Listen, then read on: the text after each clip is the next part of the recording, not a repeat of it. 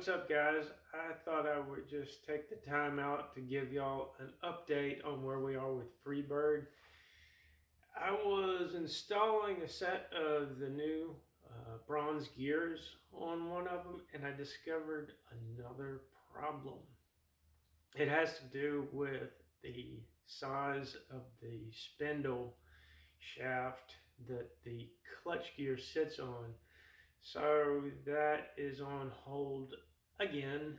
I do have some spindles from the first batch that are correct that I can use, but we're also going to take this time to work a little bit on the auger and improving the performance of that.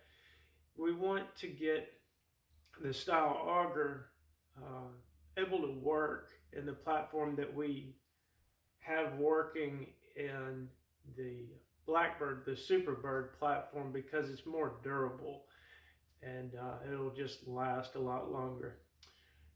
Anyway, I'm going to talk about the difference between the two circuit boards. There's been some kind of good bit of confusion on the difference between the circuit boards that go into Freebird and the Superbirds. While we're talking about that, a couple of you guys have sent me this ad on eBay for a Blackbird with Sergey's board installed.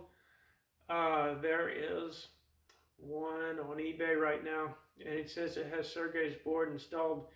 It obviously doesn't, because if it did, you'd be able to see the display and the three buttons on the left-hand side of it, and you clearly can't see that in any of the pictures. My guess is I don't think that's a malicious ad. I'm guessing that the guy bought it from somebody who told him it had Sergey's board in it. It's probably just got the 1200 round a minute full auto chip in it, and which I also sell those chips if you need one. That's a great way to get into this thing as far as getting a full auto grin on your face.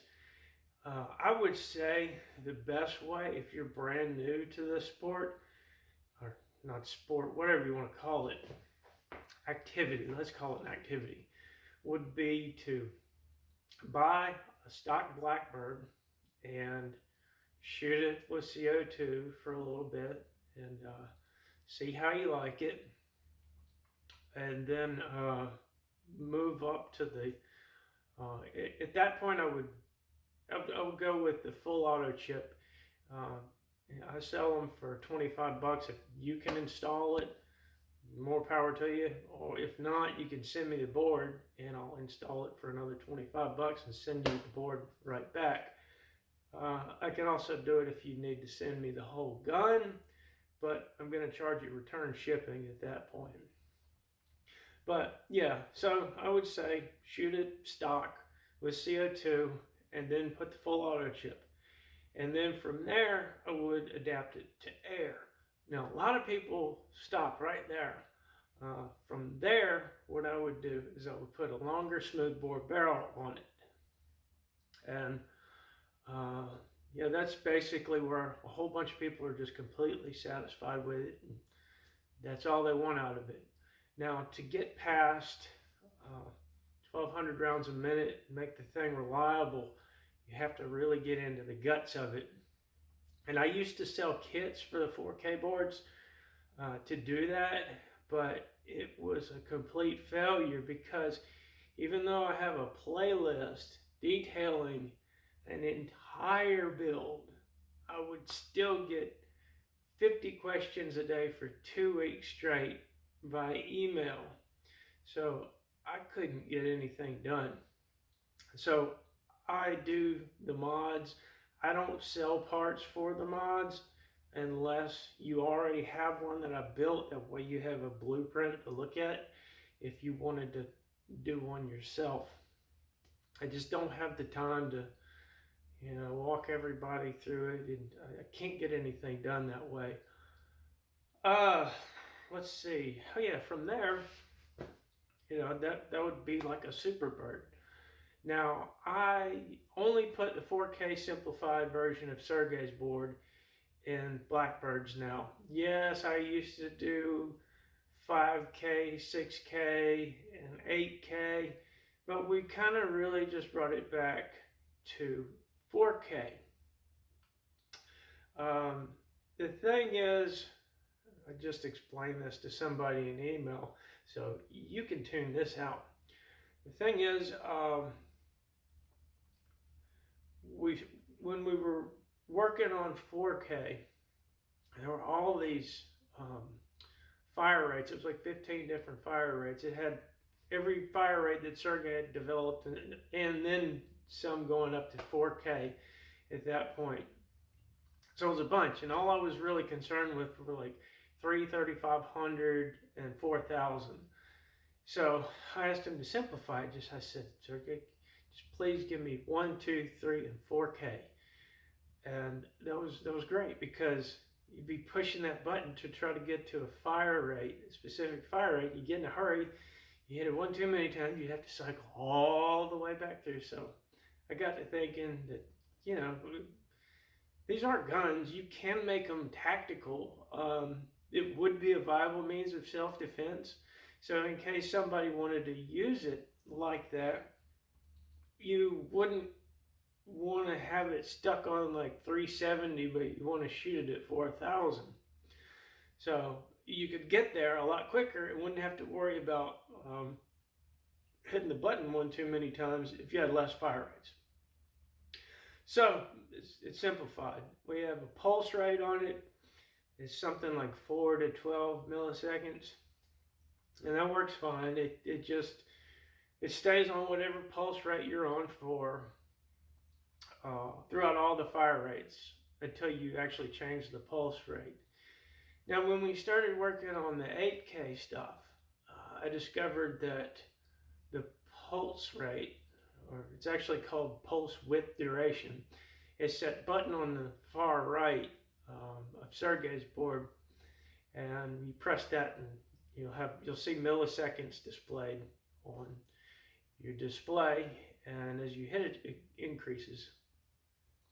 So as we climbed in fire rate, like above, say, 3,000, we found that you couldn't put the maximum amount of pulse into each shot, which is 7 milliseconds. If you put any more than 7 milliseconds into a shot, unless you have an extremely long barrel, like a 700 millimeter barrel, then you might be able to put as much as 9 into it and see some velocity gain.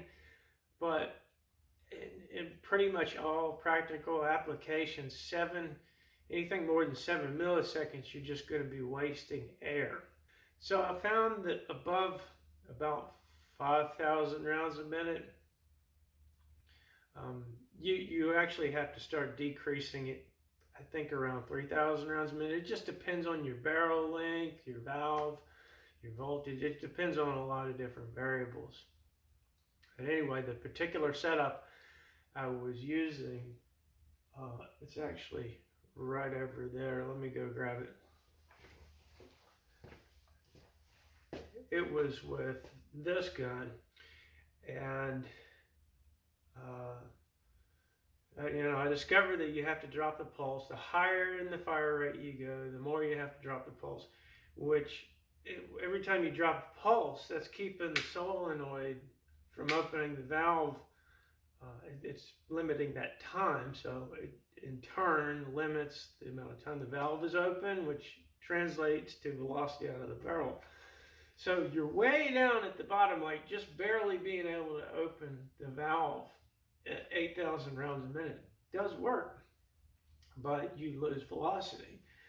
So I've got some ways that I think we could overcome that if I ever even get that far in it. I'd like to get to 10,000 rounds a minute.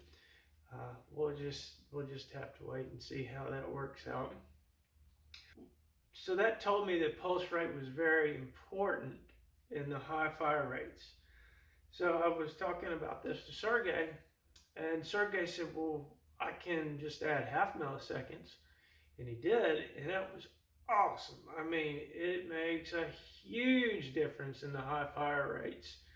You can't really tell as much on the low fire rates, but man, it can make a world of difference when you get up there, anything 3 or above.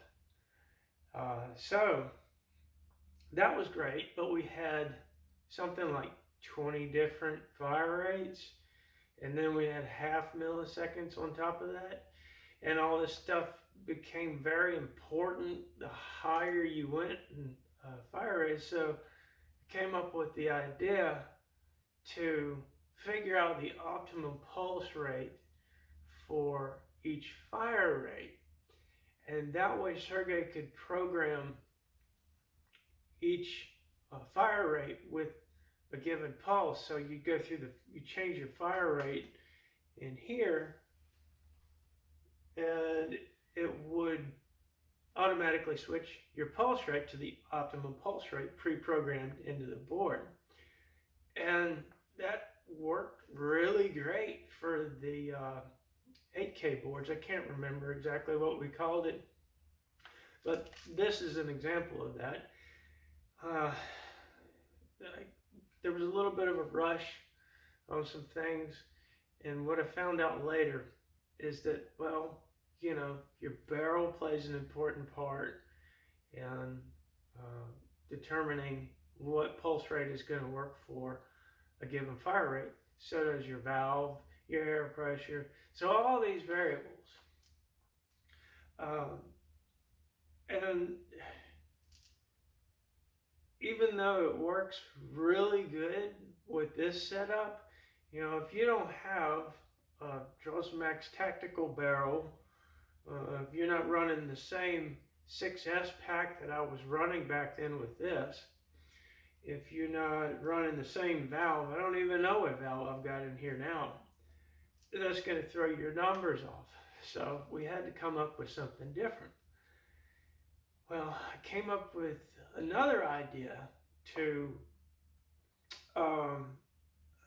what it would do is, instead of going to like a pre-programmed pulse rate for each fire rate, is you got to choose what pulse rate for what fire rate you wanted. So you would put it on a fire rate, cycle through, figure out which pulse rate worked best, leave it on that, and move on to the next fire rate. It would remember all of the ones that you set, and you didn't have to really mess with it unless you wanted to put less air into a shot to conserve air or something like that. There's no reason to change it, and you can just cycle through your fire rate and all is good.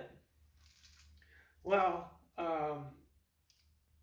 that still didn't overcome the fact that by the time we're at 8,000 rounds a minute, we've lost a considerable amount of velocity. So we decided to drop it down to 5,000, because I figured, just from my experience, that 5,000 was as high as a fire rate as you would want to go before you lost what I would call an unacceptable amount of velocity. So we kept that function that we call SPS, where it would remember what you chose, and we kept that, and we dropped the fire rate down to 5,000 rounds a minute, and kept all the low fire rates for the board that we put in Freebird. So that is the difference. So with all that being said, the natural progression of things would be, after you added a longer barrel and had air, you would go to Sergey's board, and then the 4K version, and then you would progress from there to the 5K board, which is only available in Freebird. The reason it's only available in Freebird is to just give it some added bells and whistles. When it works fine in a Blackbird, I just don't put it in there, just to give this platform the edge. Um, if you wanted a 5K board in Freebird, what you would do is you would already have a 4K build that I did, and you can contact Sergey right here and say, hey, I want a 5K board.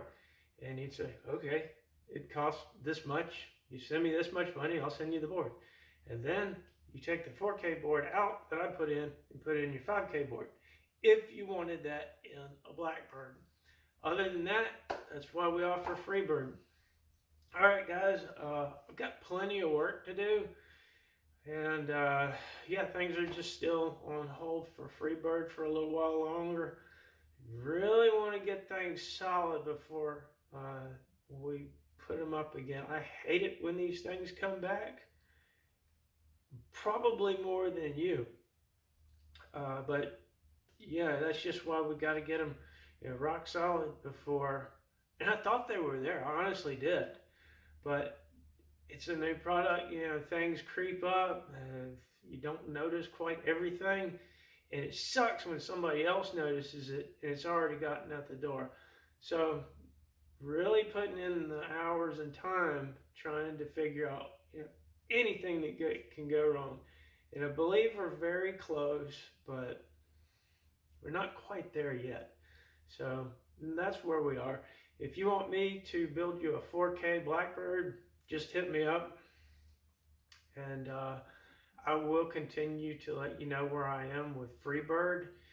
Now the replicas, I believe I told you guys they are going to have a version of Sergey's board in it, but it's not going to be, it's going to have a maximum fire rate of about 1200.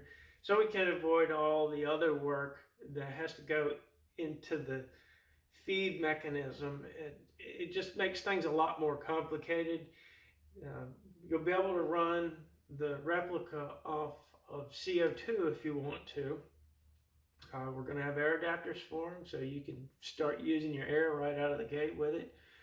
And like I say, I'm sure I'll be able to modify it down the road to whatever we decide we're going to do.